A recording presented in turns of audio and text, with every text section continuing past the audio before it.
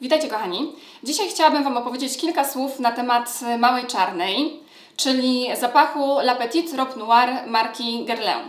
Przy czym od razu chciałabym zaznaczyć, że ja posiadam toaletową wersję tego zapachu, a mówię o tym dlatego, że dla tych z Was, którzy nie wiedzą, La Petite Robe Noire stanowi odrębną rodzinę w świecie perfum Guerlaina, w skład której wchodzą różne zapachy inspirowane tytułową Małą Czarną rodem z Paryża.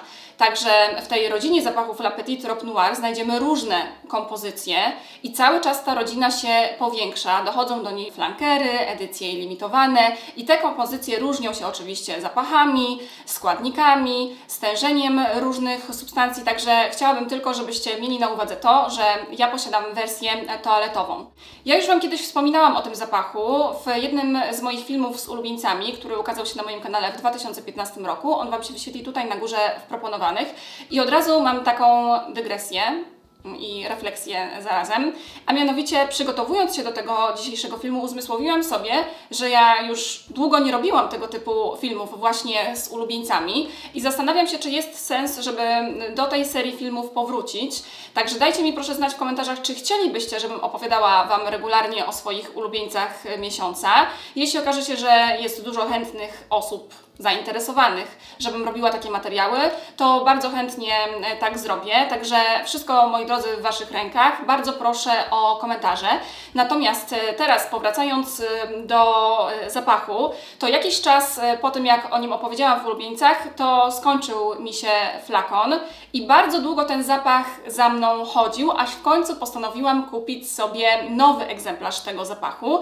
I to jest, słuchajcie, bardzo ciekawe i znamienne zarazem, ponieważ ja jako osoba, która interesuje się zapachami, posiadam w swojej kolekcji bardzo dużo zapachów, także jest mi ciężko naprawdę skończyć jakiś zapach i potem kupić go po raz kolejny. Także już sam ten fakt, że skończyłam używać perfum Guerlaina i później jeszcze zdecydowałam się na kupno kolejnego flakonu, myślę, że najlepiej, jakby najdobitniej świadczy o tym, że ten zapach przypadł mi do gustu, ponieważ, tak jak Wam powiedziałam, on bardzo długo za mną chodził, a to oznacza, że ja o nim myślałam, tęskniłam za nim, chciałam do niego wrócić i tak też się w końcu stało. Także jestem w tej chwili posiadaczką nowego flakonu właśnie La Petite Robe Noire w wersji wody toaletowej, przy czym muszę zaznaczyć, że posiadam pojemność 30 ml, ponieważ w sprzedaży są jeszcze większe pojemności, czyli 50 ml i 100 ml.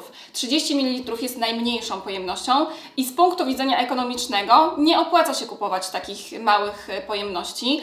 Natomiast w moim konkretnym przypadku, osoby, która ma dużo tych zapachów i ciężko jest mi skończyć któryś, ma to sens, także częściej kupuję mniejsze pojemności, chociaż zdarza mi się też kupować największe w przypadku moich takich ukochanych zapachów. Także chciałam tutaj tylko zaadresować tę rzecz, ponieważ jeżeli ten zapach lubicie, uwielbiacie, często używacie, no to jakby będę Wam odradzać kupno małej pojemności. Zawsze najbardziej będzie się opłacało kupować pojemność największą. Natomiast u mnie jest jeszcze tak, nie wiem czy u Was jest podobnie, dajcie mi znać, że tak naprawdę jeżeli mamy mniejsze pojemności, nie tylko perfum, ale również innych kosmetyków, no to siłą rzeczy szybciej je zużywamy i dzięki temu mamy pretekst do tego, żeby zrobić nowe zakupy. A ja po pierwsze bardzo lubię denkować różne produkty, a po drugie lubię też chodzić na zakupy. Także w gruncie rzeczy ma to dla mnie przynajmniej sens, że szybciej kończę produkty i dzięki temu mogę oddawać się tej przyjemności, jaką jest robienie zakupów. Natomiast ogólnie odradzam, jeśli macie niewiele zapachów, to zawsze najlepiej kupować pojemności największe. Zanim przejdę do omawiania samego zapachu, pozwólcie, że na moment zatrzymam się przy flakonie tych perfum, ponieważ uważam, że jest on najzwyczajniej w świecie przepiękny, niesamowicie kobiecy, utrzymany w różowo-czarnej kolorystyce i moim zdaniem jest to takie małe arcydzieło nie tylko sztuki perfumeryjnej, ale również sztuki użytkowej, ponieważ stanowi on niesamowite uzupełnienie, a zarazem ozdobę każdej damskiej toaletki i sprawia, że dzięki temu, że jest właśnie taki uroczy, używanie tego zapachu jest o wiele, wiele przyjemniejsze. I to, co jeszcze Wam chciałam powiedzieć o tym flakonie, to to, że on tak naprawdę zwraca głównie uwagę kobiet tym właśnie korkiem w kształcie serca.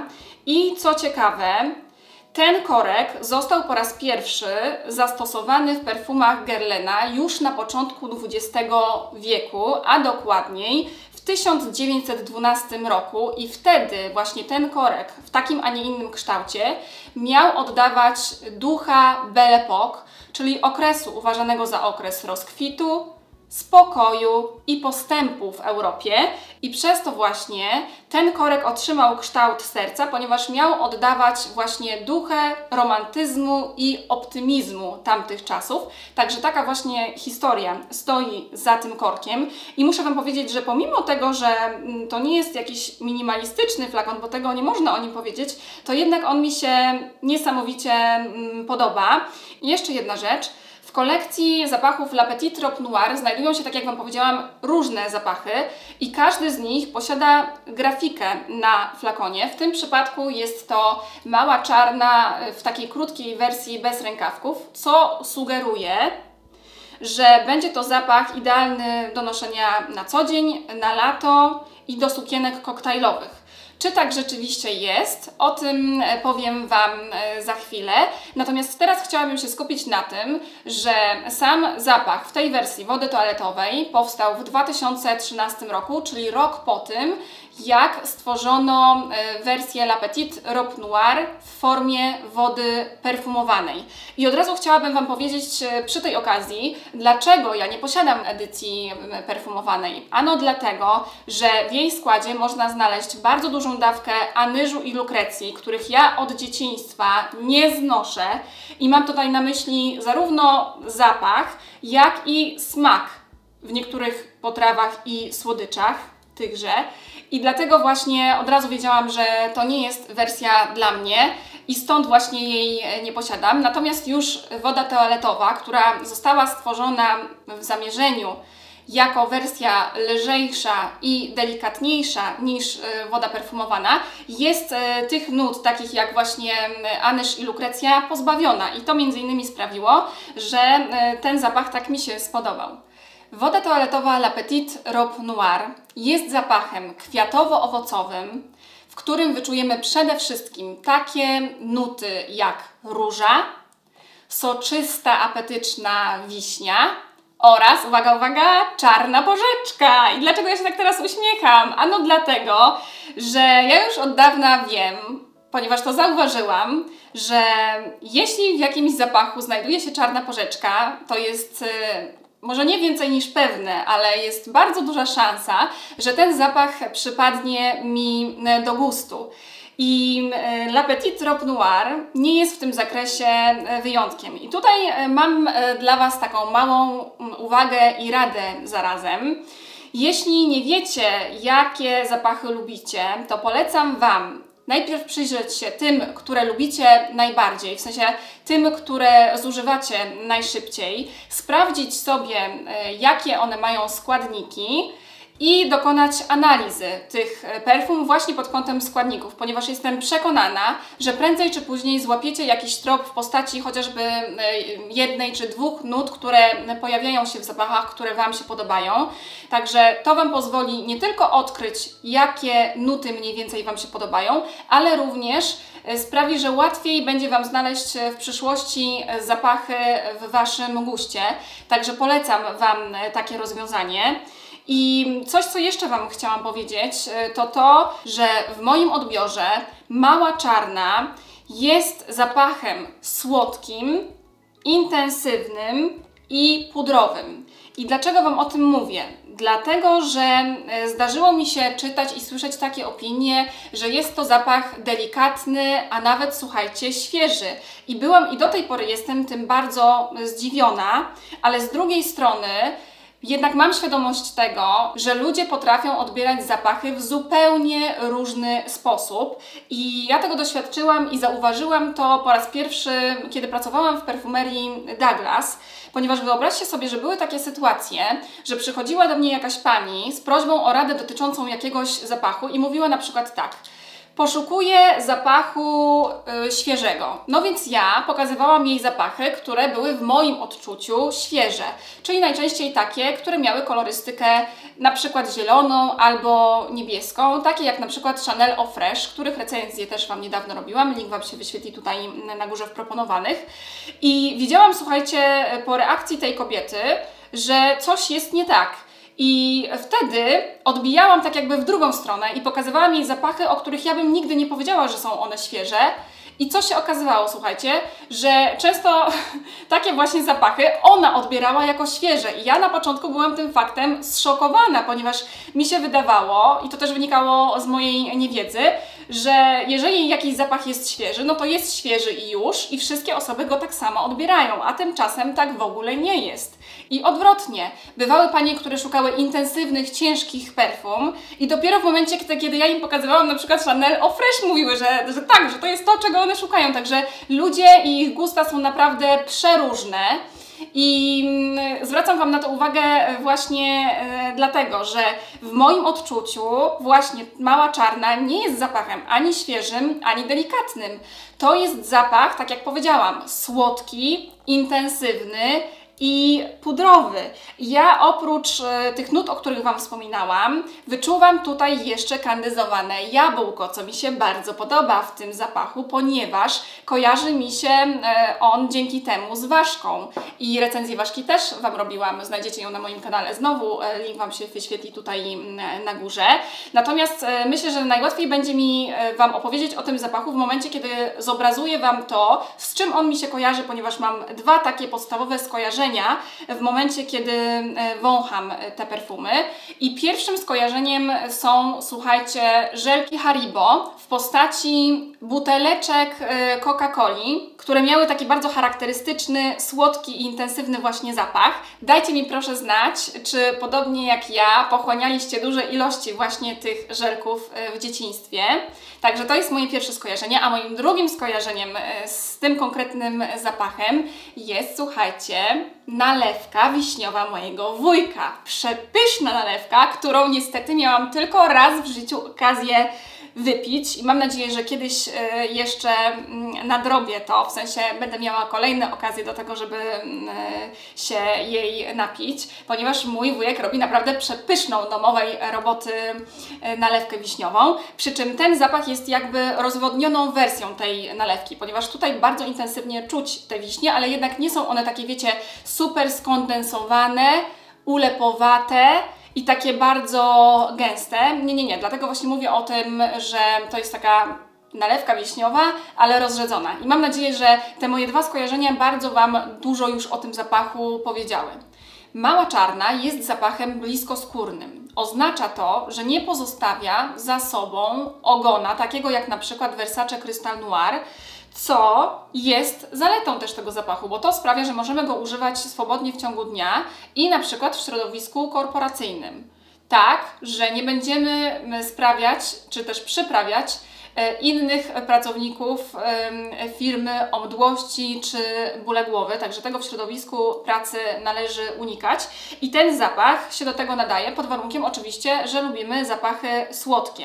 Jest to, tak jak powiedziałam, zapach bardzo apetyczny, nasycony i mocny, przy czym to największe uderzenie tej słodkości i mocy możemy wyczuć w pierwszej godzinie po zaaplikowaniu tego zapachu na skórę. I słuchajcie, jak już o tym mówię, to muszę się nim spryskać. Także musicie wybaczyć. Bardzo lubię, słuchajcie, ten zapach. Także dobrze, kontynuując wątek. Jest on bardzo intensywny na samym początku, przez pierwszą godzinę. I później, w miarę upływu czasu, zaczyna być coraz bardziej delikatny. Ta słodkość jest coraz mniej intensywna, natomiast wyczuwalna przez cały czas trwania tego zapachu na skórze.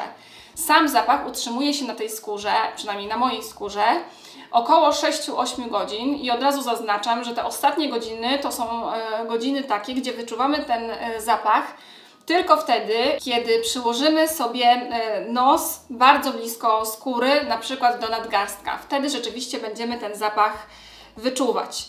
Jeśli chodzi o to, czy ta kompozycja się rozwija w miarę upływu czasu, no to nie bardzo. Jest to raczej kompozycja linearna i znowu to może stanowić jej dużą zaletę. No bo jeżeli zapach, który kupujemy, podoba nam się przez pierwszych kilkanaście minut, no to raczej chciałybyśmy, żeby on się podobał nam cały czas, a nie na przykład, żeby po jakimś czasie skręcał w stronę taką, zmieniał się w stronę taką, która nam nie będzie odpowiadać i sprawi, że na przykład albo będziemy mieć zły humor przez niego, albo będziemy się źle przez niego czuć. Także nie rozpatrywałabym kwestii linearności zapachu tylko w takich kategoriach negatywnych, ponieważ ona ma też swoje plusy.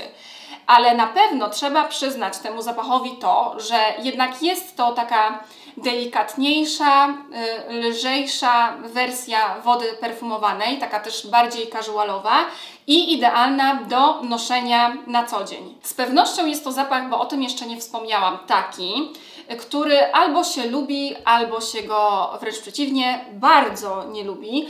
Zwłaszcza mam tutaj na myśli osoby, które nie przepadają za słodkimi zapachami, ponieważ w ich przypadku mała czarna może się okazać przytłaczająca, duszna, ciężka, zbyt intensywna, przyprawiająca o bóle głowy, czy też mdła. Także najpierw polecam oczywiście testy, ale gdybym miała powiedzieć, dla kogo jest ten zapach, no to rzeczywiście było tak, że on został stworzony z myślą o młodszych kobietach, ale jak widzicie, staruszki również go używają, co widać na załączonym obrazku, ponieważ ja również go używam i go Wam bardzo, bardzo polecam. Natomiast w momencie, kiedy wyobrażam sobie kobietę, która używa tych perfum, to przed moimi oczami staje kobieta, wiecie jaka?